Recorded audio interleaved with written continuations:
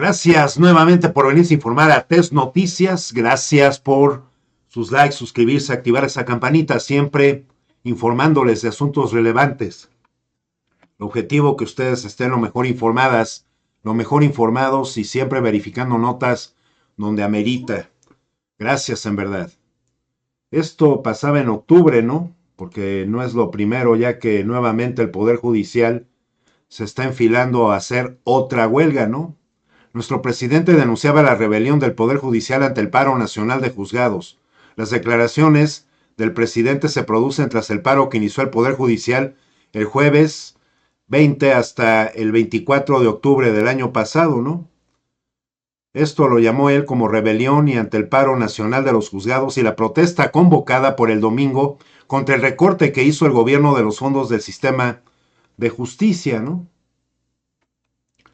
Hay aquí como que un entorno así conspiratorio en base a todo esto del Poder Judicial, porque además el Tribunal Electoral, que además hay que recordar que a las 3 de la mañana les mandaba mensajes Norma Piña a los magistrados del Tribunal Electoral, ahora resulta que le encuentran 32 veces, que en 32 ocasiones efectivamente él hizo un proselitismo, campaña electoral.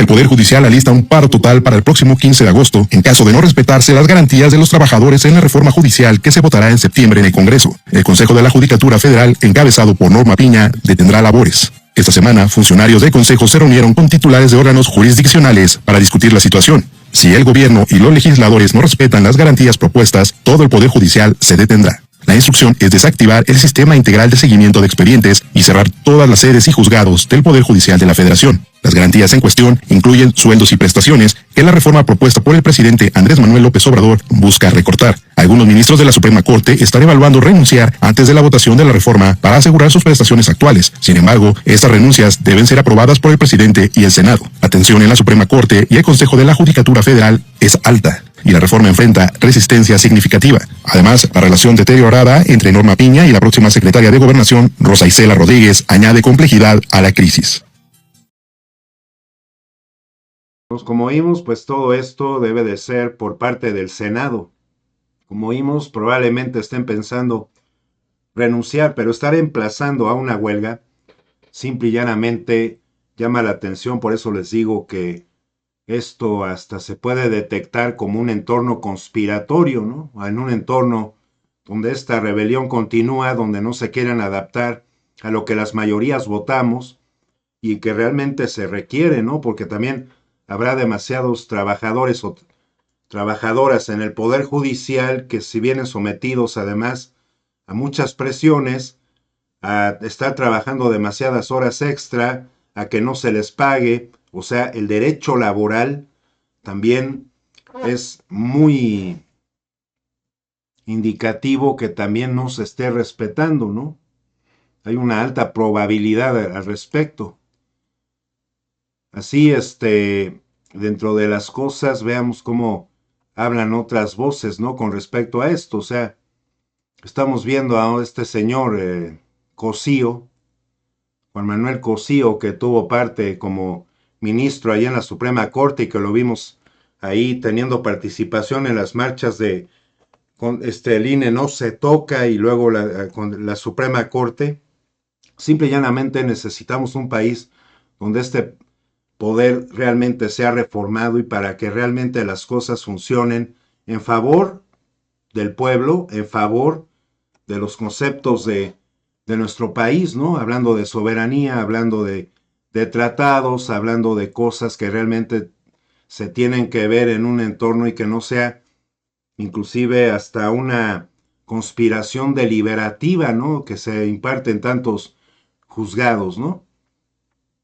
Lo que acontecería ya si todo esto se da, yo sí creo que sería una degradación increíblemente seria de la justicia, que los propios políticos de Morena o de López Obrador no se están dando cuenta de la magnitud, porque no van a ellos a poder resolver la conflictividad social que le correspondería a los jueces.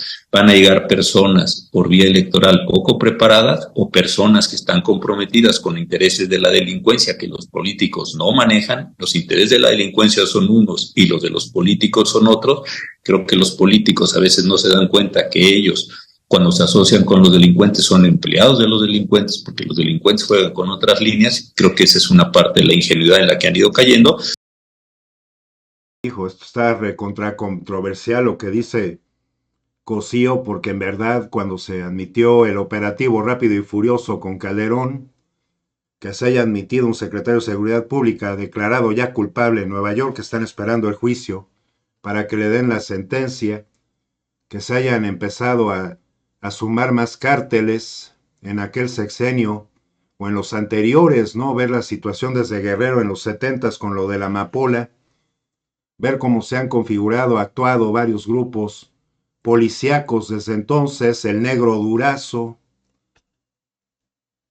y además ver cómo se absuelve a personas que son responsables, muy responsables, de lo que se maneja del presupuesto en las secretarías, como era la Sedato y la Sedesol, como Rosario Robles, y que la hayan absuelto, así como que hayan mandado a su casa Emilio Lozoya, a Murillo Caram. Está muy controversial, ¿no? Lo que dice Cosío, o sea, se le puede entrecomillar bastante, debido a todo lo que venía aconteciendo en nuestro país, ¿no? Luego sale Gustavo Madero, el panista. Y lo que viene. Yo quiero platicarles del Frente Cívico Nacional. Lo formamos en noviembre del 2021 y participamos activamente para armar 32 capítulos estatales y organizarnos y apoyar todos los eventos de las manifestaciones para defender al INE, formando parte de la Marea Rosa.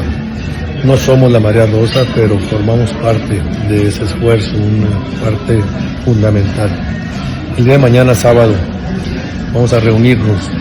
Va a haber más de 2,000 gentes de todo el país que nos vamos a reunir para ver qué sigue, qué podemos hacer, qué debemos hacer para 3 cosas.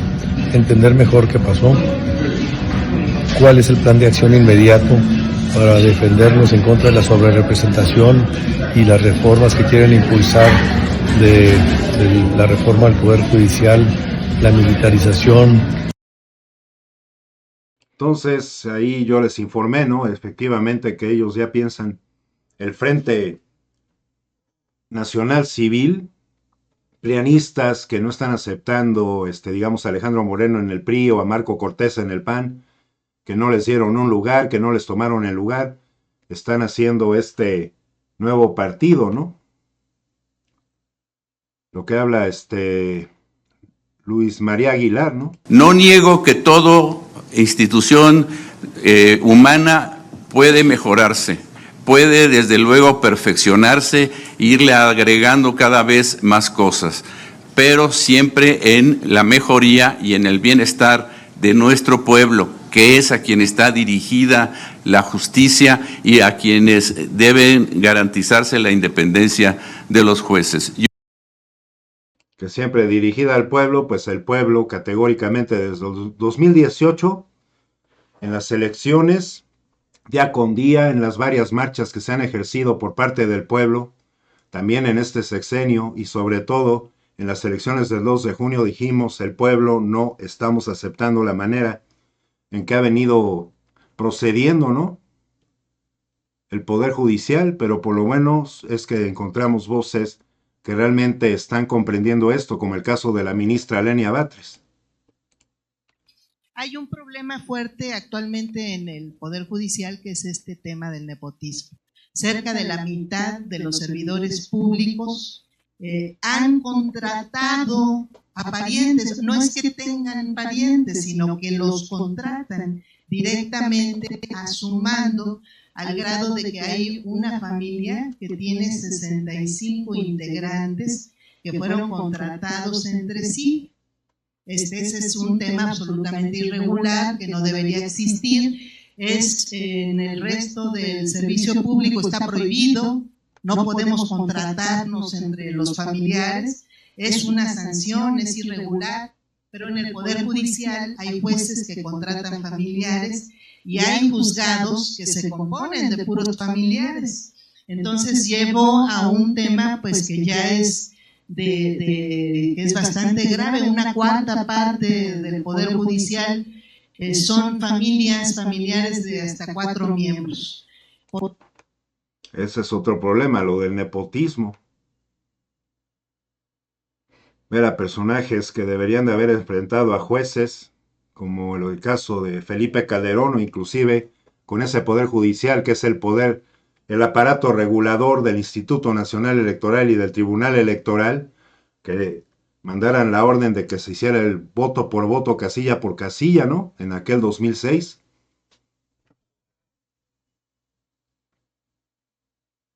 Y aquí está la otra situación, ¿no? Donde está además brincando de gusto Denise Dresser, diciendo que no se olvide el presidente que lanza furibundo contra el Poder Judicial, violó la ley en 32 mañaneras, y lo repito otra vez, que no se normaliza el presidente que descalifica del tajo todos los ministros, magistrados y jueces, violó la ley en 32 mañaneras. Nuestro presidente ha dicho que en un gran porcentaje así es, que no todos, que hay sus honrosas excepciones, pero bueno. Entonces, ahí es donde estamos viendo que de acuerdo a los magistrados, el presidente del Tribunal Electoral, el presidente vulneró los principios de imparcialidad, neutralidad y equidad en conferencias realizadas, ¿no? Y al momento de ver yo el medio animal político, obviamente me obligó a mí a buscar en otros medios, y La Jornada también lo está publicando. Esto se le llama verificar notas, amigos, amigas. Vulneró AMLO principios constitucionales en mañaneras de acuerdo al Tribunal Electoral.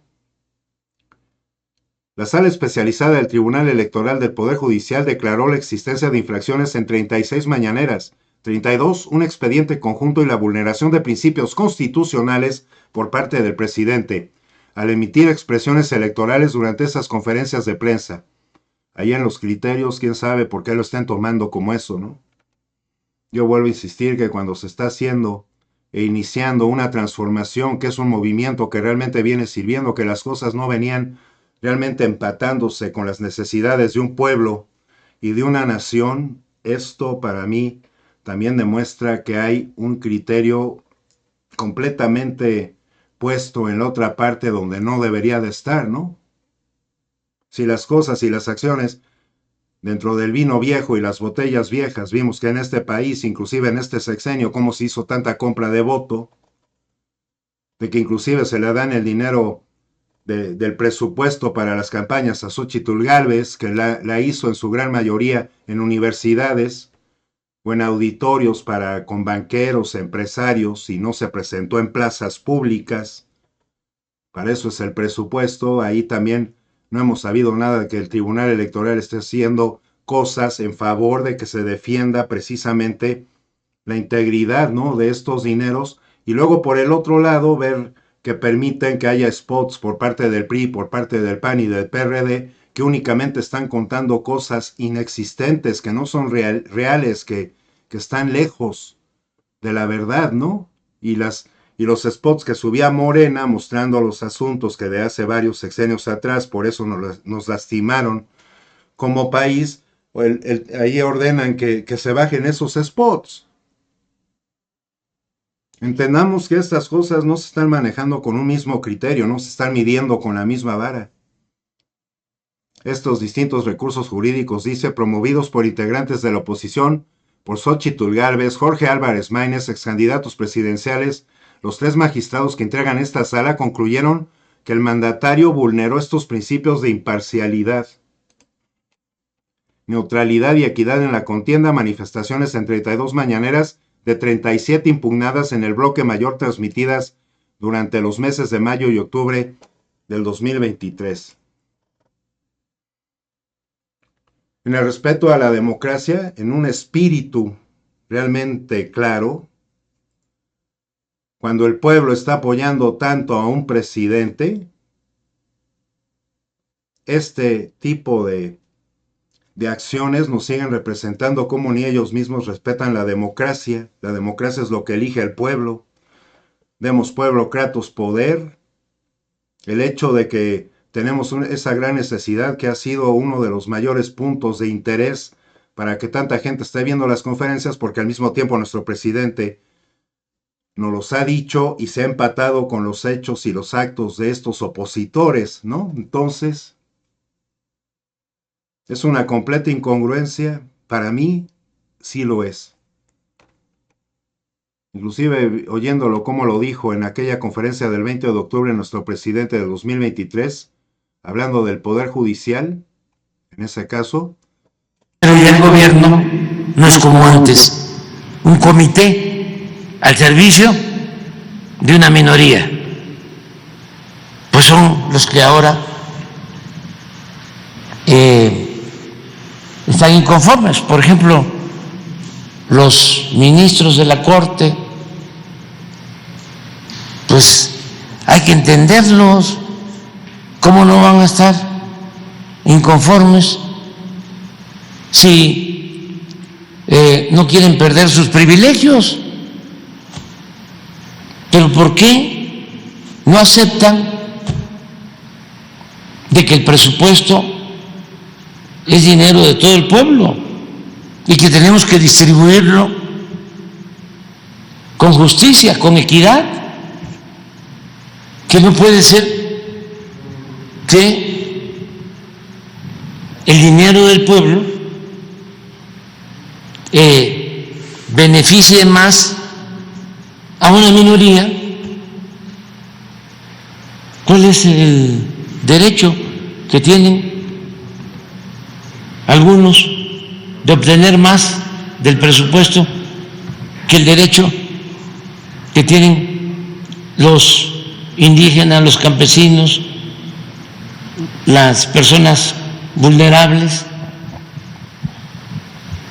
Incluso la justicia es darle más al que tiene menos, porque no puede haber trato igual entre desiguales. Entonces yo entiendo, se acostumbraron a vivir colmados de atenciones, de privilegios, y ahora se les está planteando, ya no te quedes con 700,000 pesos mensuales, acepta la mitad y vas a tener para lo indispensable y más. Pero lo que aportes, lo que tienes de más, se va a utilizar para darle al que le hace falta. ¿O qué? El presupuesto nos lo tenemos que gastar nosotros los que trabajamos en el gobierno. Así estaba antes. El gobierno estaba ensimismado. Todo el presupuesto era para los que trabajaban en el gobierno, porque de esa manera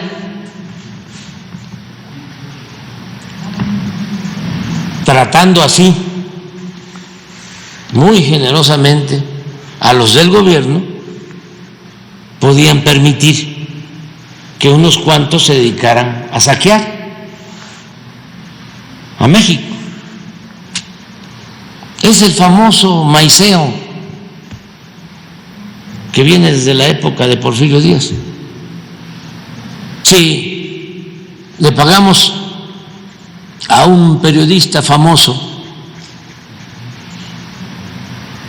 1 millón de pesos mensuales, pues tenemos el control de los medios, pero no a 1, a 10, yo digo 1 millón mensuales. Hay quienes recibían, ahora ya les bajaron, pero todavía Hay quienes obtienen, porque son famosos, hasta 5 millones de pesos mensuales. Entonces, ¿para qué les pagan tanto? ¿Para informar con objetividad, con profesionalismo? No, les pagan para manipular, para que se pueda llevar a cabo sin ninguna limitante el saqueo, el robo, la acumulación de dinero en unas cuantas manos, mientras la mayoría de los mexicanos padece de pobreza. Entonces, y pues las acciones, ¿no? En el Poder Judicial hay muchas que nos han dejado rascando la cabeza a tantas mexicanas y mexicanos. Aunque no nos toque, vemos, entendemos, escuchamos, nos informamos, ¿no? De tantos asuntos que uno dice, bueno, aquí ¿cómo es posible que esto esté sucediendo? ¿Cómo es posible que hayan tomado esta clase de resoluciones y no los detectamos, que sea realmente como que estén impartiendo, que estén velando por la justicia, ¿no? Inclusive dentro del sindicato, hablando del primer foro, que esto se presentó precisamente hace 3 semanas casi, Jesús Gilberto González Pimentel, secretario general del Sindicato de los Trabajadores del Poder Judicial, aceptaba esto.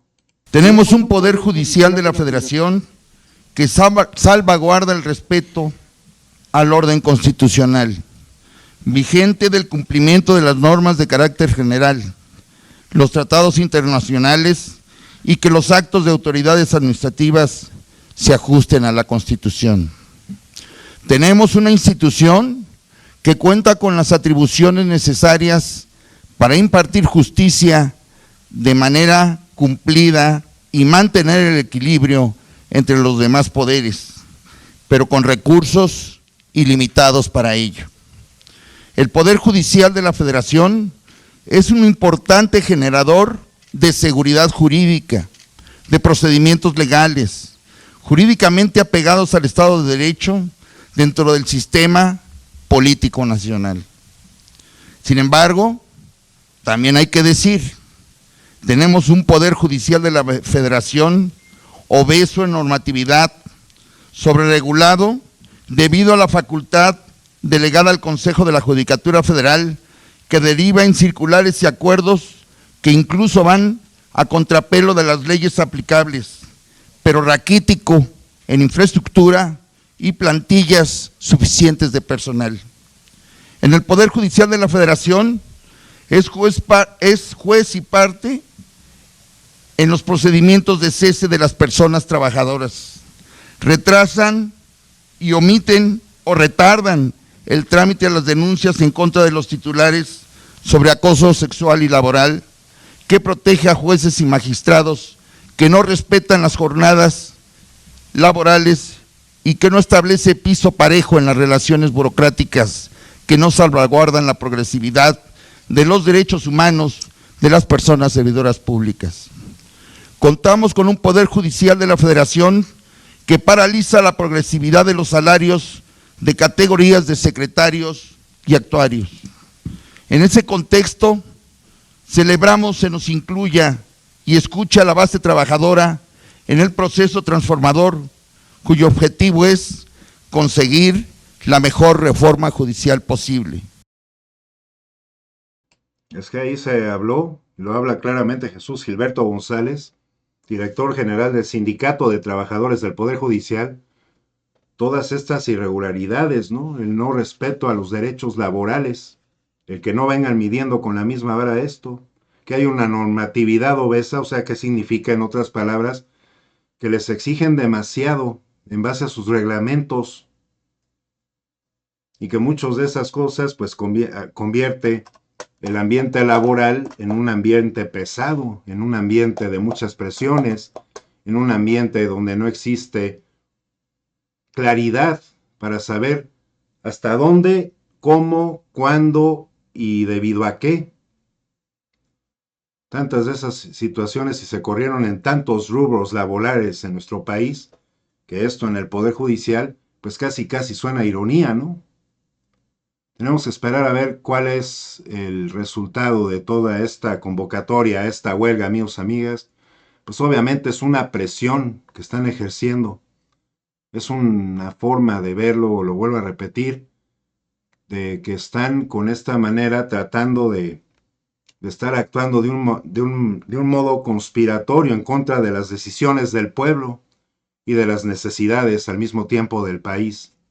Porque además estuvo hablando y aceptándolo la ministra Loreto Ortiz con respecto a que también se deben de reformar las fiscalías, ¿no? Eso es urgentísimo. Hemos sabido del ejemplo del caso ahí en Guanajuato con el fiscal Samarripa y cómo las cosas en ese estado han permanecido con una inseguridad muy alta, ¿no? Ha sido el estado con mayor inseguridad, incluyendo durante este sexenio. Para mí, el gran desafío en este sexenio es lo que se llama las fiscalías, la investigación de los delitos. Ahí es donde tenemos que esforzarnos muchísimo más. O sea, no es una falta de los jueces o del Poder Judicial, sino viene bien integrada la carpeta de investigación. No es una falla del Poder Judicial. ¿De quién es? Pues de los problemas de investigación.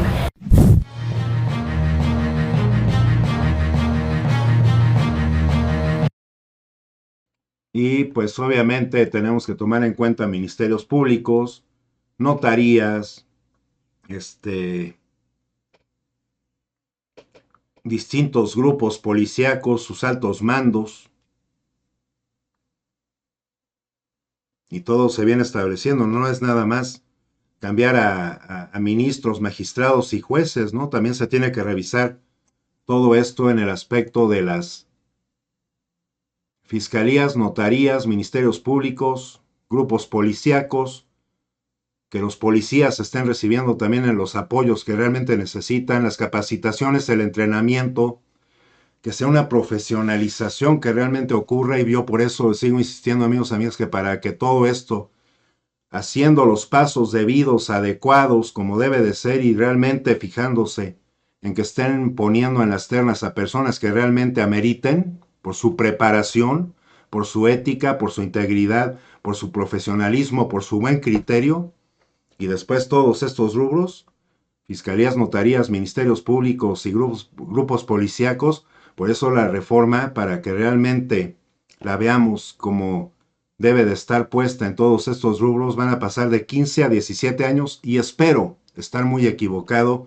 Lo único que deseamos es que este poder esté realmente funcionando mucho mejor, que estén funcionando las cosas, que no haya presión para los trabajadores, que haya las cosas claras, que tengamos un país con los ciudadanos, ciudadanas que estemos sabiendo que van a estar interpretando las cosas debidamente, respetándolas en otros puntos debidamente, atendiéndolas debidamente, midiendo con la misma vara. Eso es la petición en base a toda esta reforma, y esperando que así se logre, y esperando que en los legisladores esto esté también bastante claro. Hemos oído que así lo han expresado. Una cosa es decirlo, la otra es de que realmente nos los demuestren en la realidad. Les agradezco enormemente, como siempre, que se informen aquí, amigos, amigas, señoras y señores, que estén ustedes muy bien, o lo mejor posible. Por aquí yo los seguiré informando. Gracias en verdad por informarse en TES Noticias. Entonces, es entendible que exista esa oposición y merecen todo el respeto para expresarse. ¿No ven ahora cómo están los medios de información, pues, con el asunto del Poder Judicial? La marcha que está convocada. Sí, pero un despliegue como si se tratara de defender el aumento a los salarios de los trabajadores, como si se tratara, ¿no?, de ayudar para que se garantizara el estado de bienestar en México y que todos los mexicanos, desde el nacimiento hasta la muerte, tuviésemos garantizado seguridad social, una campaña así, ¿no? Por el estado de bienestar, que haya protección desde la cuna hasta la tumba, que no se viva con la angustia de que voy a llegar a viejo, vamos a llegar a ser adultos mayores, ¿y de dónde o cómo vamos a vivir? ¿Y cómo nos vamos a curar?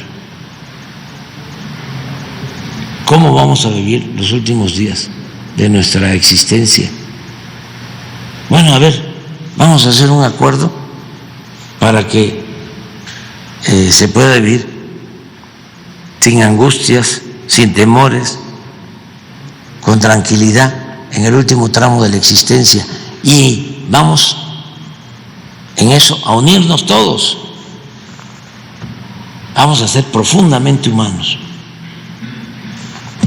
y no le vamos a dar la espalda a los que sufren.